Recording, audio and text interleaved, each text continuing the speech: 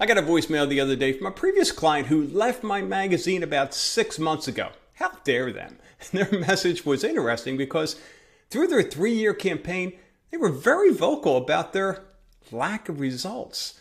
Now, their voicemail message, Charlie, we would like to get back into your Palm Living magazine. Can you give me a call, please? Now, I'm no longer a publisher, so I passed that sale on to one of my MyPublisherCRM clients. But the fact that I got a call actually inspired this episode and speaks to the importance of staying front of mind. Because some of those no's and yes, non-renewals will turn into sales when you build the right relationships and never let them forget you.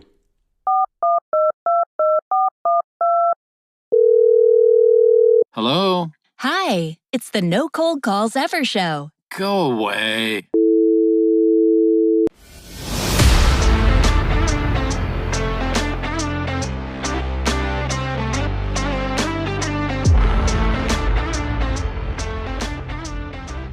What seeds are you planting? Seeds need water.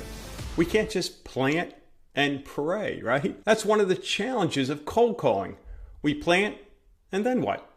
It's like going into the garden and trying to harvest crops before the seedlings have even broken through the soil. Now sure, some early growers might emerge from the soil, but for the most part, there's a lot of waste. Wasted potential on the crop not making it to maturity and providing you and your family the nourishment you require. But it's all that wasted effort in the harvest, all that time and energy with little to show for it, that leaves you exhausted and defeated. And the real danger? Because we're all human, and at some point we say, enough. All this work, putting myself out there for what? No matter how lucrative the end goal might be, if we can't get traction, that goal starts looking more and more like a mirage, which is both sad and unnecessary. Sad because it's not just you that suffers. That lucrative publisher income would do wonders for your family and the local business community who needs your help. Unnecessary because you could nurture those seeds instead. What if you gave them just the right amount of water, sun, fertilizer, and then when harvest time rolls around, you reap $1 million bounty of sales. Your magazine grows, your influence in the community grows, your confidence and conviction in how you help local businesses grows. Success as a publisher can be as much about what we don't do as it is what we do. When I first started as a publisher, I wanted success immediately, like yesterday. I had to succeed because the financial walls surrounding me had already crumbled. I needed a significant quick fix if I had any hope of getting back on my feet. So, although extremely uncomfortable, I'd pick up the phone and make those cold calls. It seemed to me like the quickest way to success. And maybe if I was in my prior home of Westchester, Pennsylvania, where I had a health club with 15,000 members, where the majority of local business owners worked out at, I would have had a much easier time booking appointments because they already knew me. But those calls wouldn't have been cold calls, right? They're warm calls. So yeah, if you have an established relationship with any business owner in your community, those warm calls, they're so much easier and more productive. That seed, think about it, has already reached maturity and it's ready for harvest. Or maybe you have recognizable authority in your community. Then you have the same warm call advantage. I had a recognizable chain of health clubs for 23 years. So if I'd not moved from Westchester, I would have been able to get appointments from just about any business owner in the community. My name recognition and authority as a longtime business owner would have been all I needed. And kudos to you if you're a publisher who's had that advantage. There are legendary stories of publishers who've been able to parlay their prior business career into achieving record-setting and consistent results as a publisher. But hey, that's far from the norm, and it's probably not you. So then what? Well, if you're like me, when I began my publisher journey, I didn't have a pile of businesses I could make warm calls to because I moved 1,200 miles away from my sphere of influence. I started my publisher journey not long after moving to Fort Myers Beach, Florida. I knew no one, had zero prior business relationships in that local market. I truly had no warm call I could make except maybe the dentist who had recently done a teeth cleaning job on my, pearly off-whites. So I made those cold calls. There was no nurturing, no water, sun, or fertilizer. Just a lot of prayers and hope. My cold calls led to scheduled appointments. Yep, I booked a lot of appointments because cold calling does work. Kinda. But here's where the train went off the rails. I expected that business owners would show up for their appointment. Even more, I wanted them to show up excited about their appointment. I mean, I was. Well, yeah, I'm sure you know how that went. After 2 weeks of torturous cold calling and many no-shows, I reached my breaking point. I had enough of the cold calling madness. Something had to change. The question I kept asking myself, one, how could I turn my cold calls into warm calls to get easy appointments with quality businesses?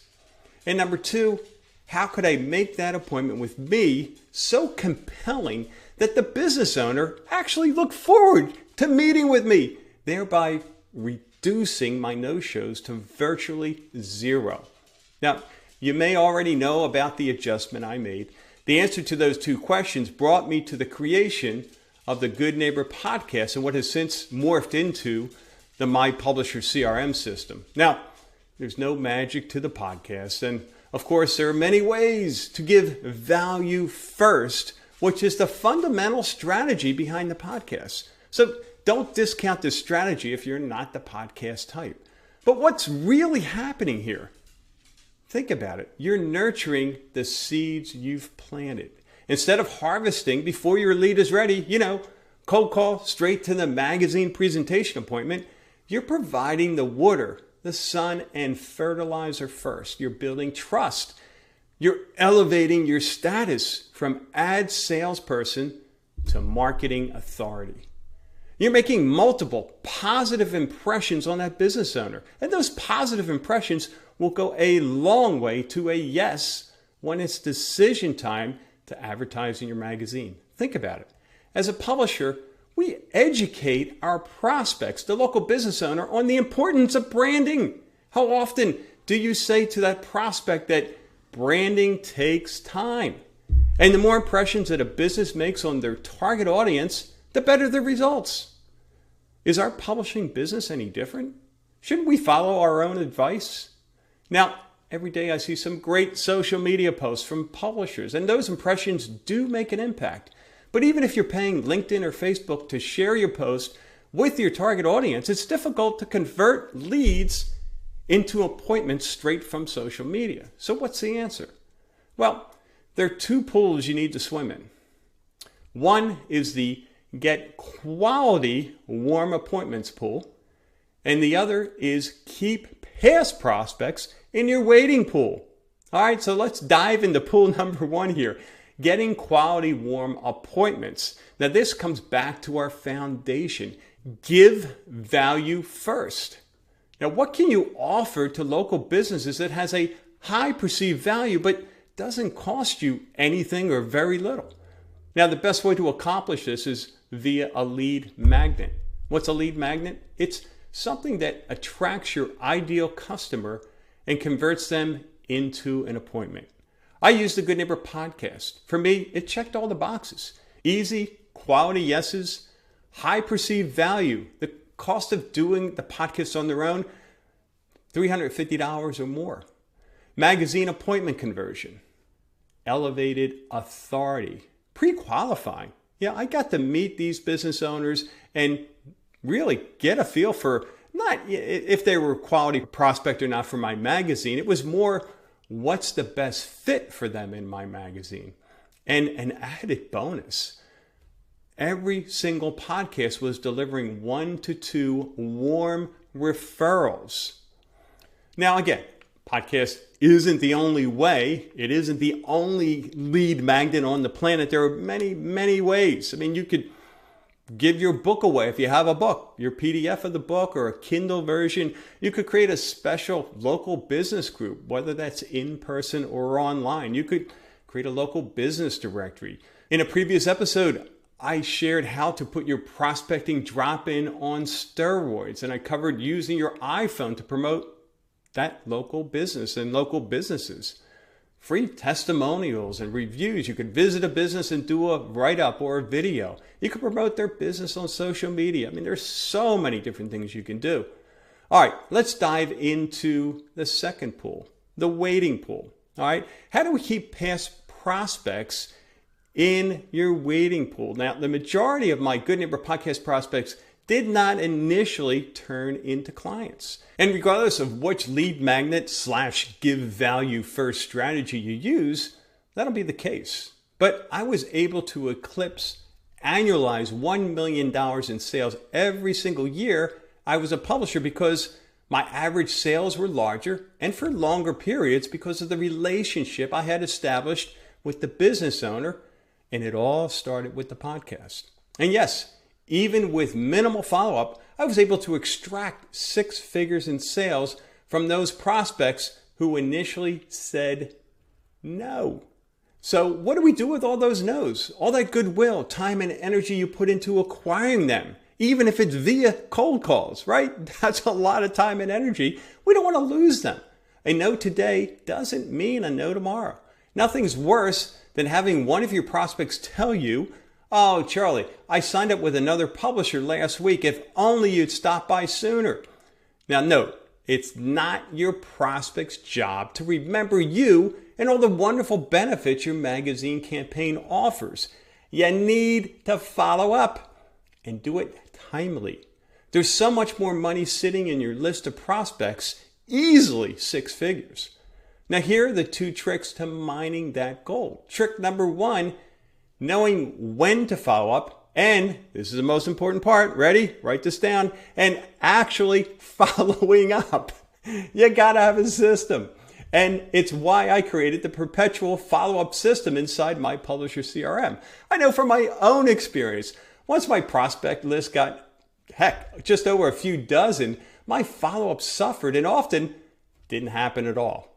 And I used a system that told me when to follow up. But most times, I'd chicken out of making those calls. I wouldn't know what to say, or I'd have those imaginary conversations in my head with the prospects that didn't end well. So, I avoided making those calls. Well, now MyPublisherCRM does all the follow-up for publishers on time.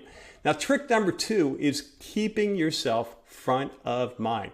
You don't ever want to let your prospects forget about you. The best word I have to summarize all this is nurture. Continue to provide value as best you can. A simple email newsletter for me brought in over $130,000 during 1 year. And I think I only did 5 or 6 of them that year. There are plenty of ways to stay front of mind. You could do educational webinars, networking events, giveaways, newsletters. And actually, because of the success both myself and other publishers of doing an email newsletter, we've created a done-for-you newsletter system that gets sent monthly to all of our publishers' prospects so they stay front of mind without actually doing it. And actually, this reminds me of a brilliant marketer, had his own insurance agency, and he would get tickets to the local ball game or movie tickets or, just fun, inexpensive giveaways. And he'd put out an email to his list, or he put a post on social media.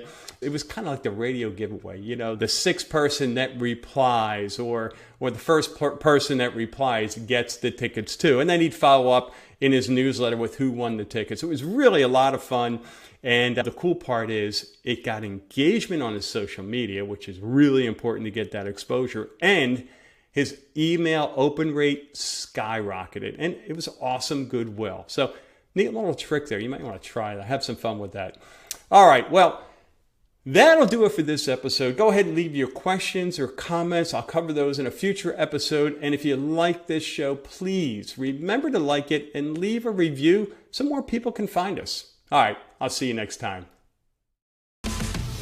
Say goodbye to cold calling, chasing leads, and waking up on Monday with a blank calendar for the week. Now you can join publishers throughout the U.S. who have plugged into a systematic path to sales growth without adding more work or overhead. If you're ready to have more fun while you scale your business and income, go to nocoldcallsever.com.